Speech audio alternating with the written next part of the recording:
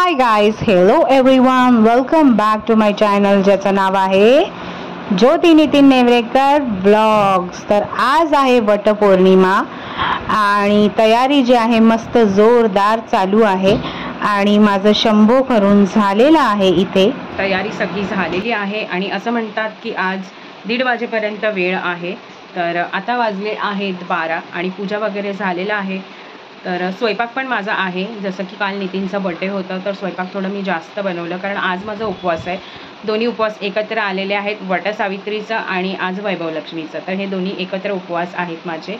तर मी तर काही खाणार नाही आहे आणि ह्या लोकांसाठी जेवण ऑलरेडी सगळं आहे। भाजी आहे, भात आय थिंक मला फक्त बनवावं लागेल, डाळ आहे आणि चपात्याचं पीठ पण थोडंसं आहे। मग बघूया कसं काय ते। आणि ही जी तयारी आहे ते मण्या वगैरे वाहून झालेल्या आहेत। आणि काल मी स्टेशनला गेलेली तर जांभूळ आणि करवंदे आणलेत। फणस ऑलरेडी मी आणून ठेवलेलं बुधवारच्या मार्केटमधून आणि आता ह्यांना पाठवलं आहे आंबे आणि केळी आणायला। तर ते आणल्यावर सगळं कापून वगैरे व्यवस्थित मग पूजेला जाणार आहे मी। तर एक गोष्ट मला सांगायची होती, ते मी तुम्हाला नंतर सांगते थोड्या वेळाने। तर आता सध्या जे आहे ते तयारी करणं चालू आहे आणि नाश्ता आमचा झालेला आहे। नाश्ता सकाळी चपाती आणि भाजी हे झालेलं आहे। मी अजून काहीच नाही खाल्लं, थोडंसं पाणी पिलेली आहे। तर चला मग, हो माझी तयारी इथे झालेली आहे आणि दोन्ही जे पूजाच्या सामग्रीचं ताट आणि काय बोलतात त्याला, वाणाचं ताट हे तयार आहे। तर चला बघूया सामग्रीच्या ताटामध्ये काय काय घेतलं आहे मी। सगळ्यात अगोदर हे 9 जे आहेत ते 5-5 मण्या असे बनवून घेतले आहेत मगाशी, जसं की मी तुम्हाला दाखवलं। प्रत्येक ह्याच्यात 5 मणी आहेत।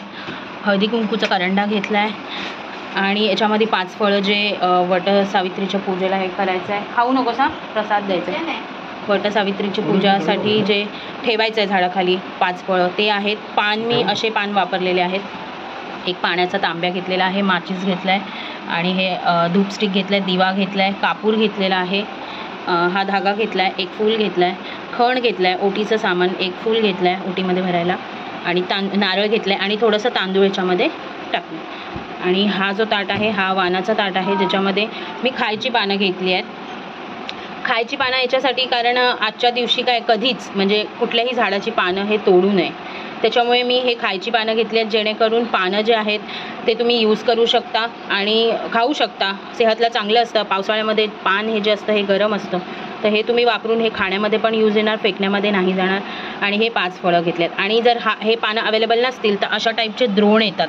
हे द्रोण लास्ट इयर मी असे द्रोण घेतलेले आणि याच्यामध्ये 5 फळं टाकून सगळ्या सवासनींना म्हणजे हे केलेलं। तर ऑप्शन आहे आपल्याकडे, हे पण तुम्ही द्रोण पण तुम्ही घेऊ शकता आणि हे पानंही घेऊ शकता। तर मी अशा प्रकारे केलं आहे आणि 5 फळांची तयारी जे मी इथे बघा अशा प्रकारे करून ठेवलेली आहे। तर चला मी आता तयार व्हायला जाते, साडी नेसते, चला।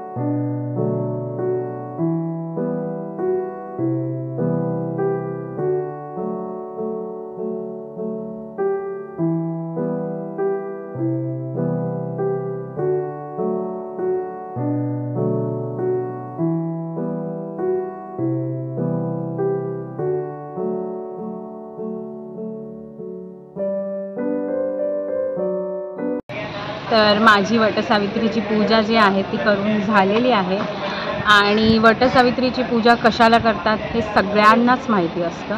पण आज जे आहे मला एक संदेश द्यायचा आहे सगळ्यांना की आपण जे वटसावित्रीची पूजा करतो तर काही जे आपले भगिनी आहेत ते झाडाची फांदी जी असतात ना ती तोडून त्याची पूजा करतात. मला हे कळत नाही की एखाद्या झाडाला इजा पोचून त्याला आपण पूजतो म्हणजे का पूजतो? देव म्हणून पूजतो.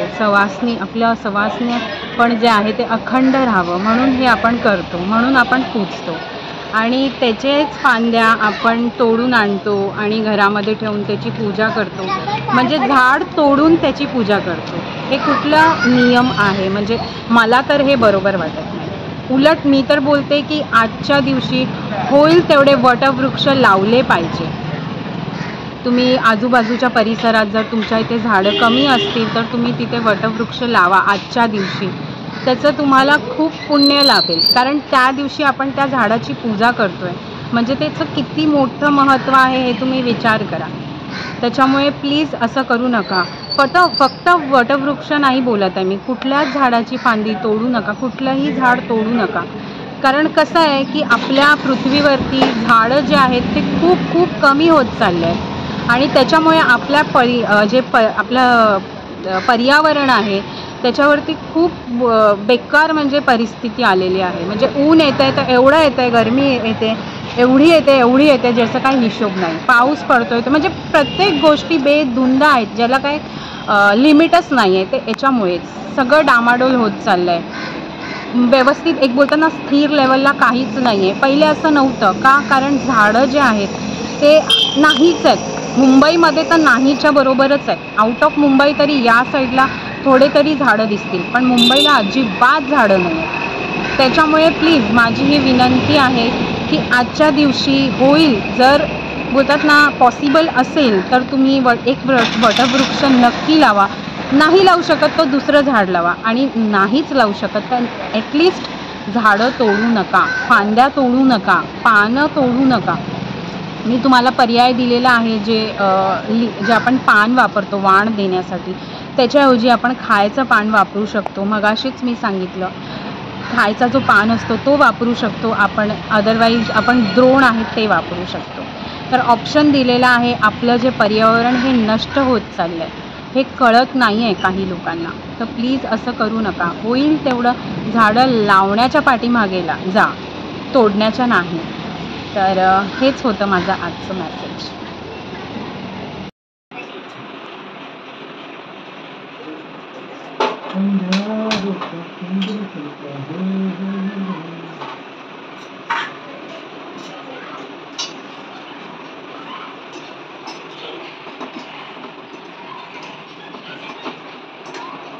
सो ही रात्रीची डाळ होती आणि ही भाजी आहे रात्रीची आणि याच्यामध्ये भात लावला तर आणि हे तर काल नितीनचा बर्थडे होतं आणि मला माहिती होतं की माझा उपवास आहे म्हणून मी थोडंसं जास्तच बनवलं जेवण.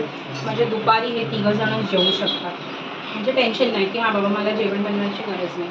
आणि माझा उपवास आहे तर रात्री ओबियसली फ्रेश जेवण बनणारच आणि निवदेसाठी काही ना काही गोड वगैरे ते बनणारच. त्याच्यामुळे आत्ता ही लोक हे जे आहेत तेच जेवणार.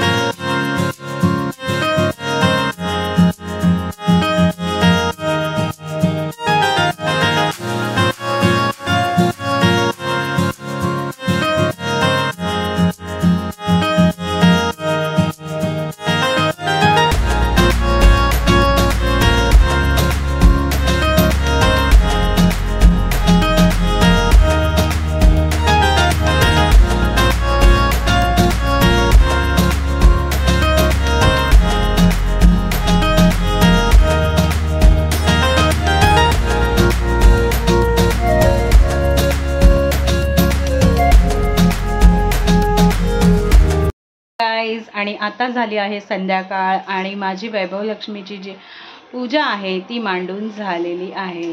तर आज माझी वैभवलक्ष्मीची तिसरी पूजा आहे if I am not wrong. तर पूजा वगैरे मांडून झालं, दिवाबत्ती करून झालेला आहे आणि कथा पण माझं वाचून झालेलं आहे. आता मला करायची आहे आरती आणि सोबतच स्वयंपाक पण होत आहे. तर चला मग बघूया स्वयंपाकामध्ये काय बनवलं आहे. आणि अजून एक गोष्ट, आज वटपौर्णिमा निमित्त आणि वैभवलक्ष्मी निमित्त काहीतरी मी भेटवस्तू घेतली आहे माझ्या स्वतःसाठी. मिस्टरांना सांगितलं की मला काहीतरी घेऊन द्या, आज वटपौर्णिमा आहे. तर ते बोलले काय घेऊन देऊ. तर त्यांचं काहीच लक्ष नव्हतं कारण दिवसभर ते कामामध्ये बिझी होते. तर मीच गेली आणि स्वतःसाठी गिफ्ट घेतलं कारण खूप दिवसापासून मला घ्यायचं होतं. आणि मी काय घेतलेलं आहे ते तुम्हाला सांगते. चला.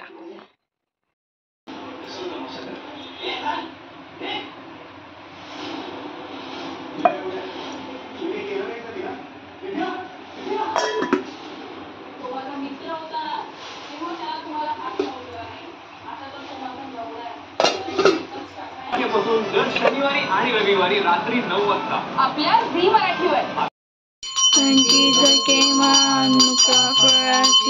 जय देव जय देव जय मंगलमूर्ती खुशी मंगलमूर्ती दर्शन मात्रे मन कामना पोते. जय देव जय देव रत्न खचित परा सुगौरी कुंभा चंदनाची ओढी कुंकुम केशरा शंकर शोभे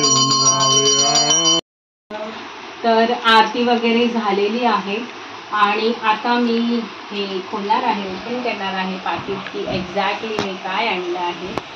तर लास्ट टाइम काय होतं जे मी घेऊन फिरत होती, पाडवा एक्झॅक्टली. पाडव्याला हे 2 जे जोडव्या आहेत ते मी बघत होती की भेटेल का मला एक्झॅक्ट सेम. तर नाही भेटले आणि काही त्यांनी सांगितलं ठिकाणी की 2 नाही भेटणार. पण लकीली आज वटपौर्णिमा आहे आणि मला हे 2 भेटलेले आहेत जोडवी. ते पण सेम तर सेम आहेत एक्झॅक्टली. बघा माझं नशीब, काय बोलणार आता. सेम आहेत बोलतात ना, एकदम मनासारखं, एकदम छान आणि प्रफुल्लित झालं. आजच्या दिवशी वटपौर्णिमा पण आहे आणि इवन वैभवलक्ष्मी पण आहे. तर हे मी पहिला मातेच्या चरणी ठेवते म्हणजे आईचा आशीर्वाद भेटू दे. आणि मी स्वतःलाच माझं मी गिफ्ट घेतलं. ॲक्च्युली खूप दिवसापासून घ्यायचं होतं आणि इच्छा होती की 2च होते तर अजून 2 घेऊन मला पायामध्ये घालायचं. तर आता हे नेसण्याचा मुहूर्त कधी येतोय तो बघूया. पण आता सध्या मी घेतलेला आहे त्याच्यामुळे मी खूप खूप खूप खुश आहे. तर माझं वटपौर्णिमाचं गिफ्ट असं तुम्ही बोलू शकता. तर चला मग पोटामध्ये जे आहेत ते खूप भूक लागलेली आहे आणि जेवायचं आहे. जेवण तर तुम्ही बघितलात की एक्झॅक्टली जेवण काय बनवलंय. कुरड्या फ्राय करायचे आहेत, ते फ्राय केल्यावर आता आम्ही जेवणार आहोत. तर चला मग तुम्ही पण आमच्या बरोबर जेवायला या. चलो कम ऑन.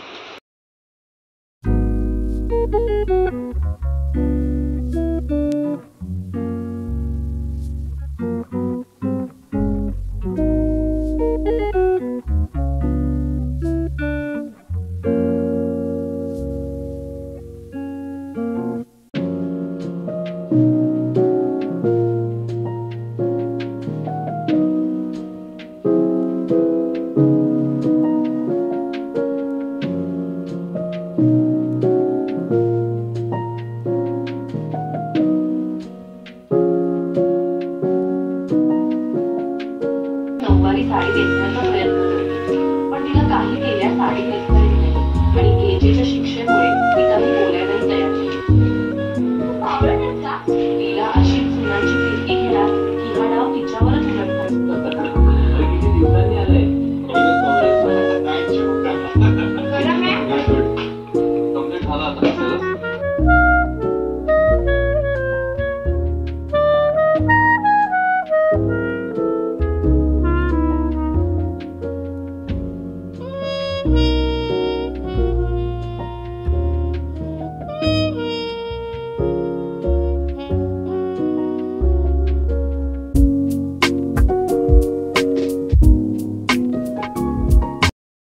आमचं जेवण झालेलं आहे आणि एक गोष्ट राहिली आहे जे मला तुम्हाला दाखवायची आहे, तर ती आहे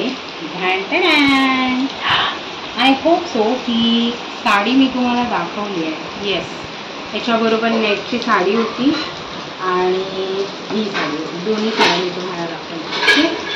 तर ही साडी मी दिलेली फॉल वेडिंग करायला, जे की फॉल वेडिंग करून आलेली आहे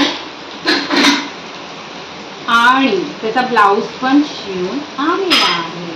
नॉर्मलच शिवलाय मी, म्हणजे शिवायला सांगितलेलं असं गळा करून, कारण नॉर्मलच साडी आहे, जास्त महाग नाही आहे साडी, त्याच्यामुळे घरात नेसायला वगैरे किंवा बाहेर इथेच कुठेतरी जायला, तर अशा प्रकारे हा ब्लाऊज शिवलेला आहे. तर बघूया, मे बी तपस्याच्या बर्थडेला हे नेसेन. ओके, तर सेकंड साडी ही वाली, ही मला गिफ्ट भेटलेली आहे साडी. सो ही मी दाखवलेली नाही. सो हा कलर माझ्याकडे ॲक्च्युली नव्हता आणि हा हवा होता आणि हे आलं मला. तर ह्याचा पण ब्लाऊज शिवला आहे. ह्याचा ब्लाऊज थोडं वेगळ्या पद्धतीने शिवलेला आहे. हा नॉर्मल गळा आहे आणि ह्याचे अस्तीन जे आहेत हे असे बटरफ्लाय, आय थिंक विंग्स अस्तीन बोलतात त्याला. तर ह्याला नेट लावलं आहे मी. आता जे हल्ली प्रोग्राम चालू आहे कुठलं अहिल्यादेवीचं पारू ना, हां, त्याच्यामध्ये जे अहिल्यादेवीची जाऊ असते, तिचं नाव काय, दुर्गा नाही, दामिनी किर्लोस्कर जी आहे तिने असे अस्तीन घातलेले आहेत त्या सिरियलमध्ये. तर ते मी बघितले आणि मला आवडले ते, म्हणून मी असे शिवले. तो पाठीमागे जो गळा आहे तो असाच आहे आणि हे जे आहे फक्त हे असं वेगळ्या पद्धतीने शिवलेलं आहे. तर ह्याचं मुहूर्त कधी लागतं नेसायचं ते बघूया. आणि तसं पण आत्ता सुरुवात झालेली आहे सणावारांची. सण बोलतात ना, यायला सुरुवात झालेली आहे गुढीपाडव्यापासून. तर बघू कधी नंबर लागतोय. तर आजची वटपौर्णिमा माझी खूप छान, खूप मस्त गेली आणि खूप बोलतात ना मनासारखी गेली, कारण खूप दिवसापासून मला जी जोडली हवी होती ती भेटली आणि मी खूप हॅपी आहे. तर हा होता आजचा ब्लॉग आणि आय होप तुम्हाला हा ब्लॉग आवडला असेल तर नक्की लाईक, शेअर आणि सबस्क्राईब करा. तर चला मग भेटूया नेक्स्ट ब्लॉगमध्ये. Till then bye, take care and live happily.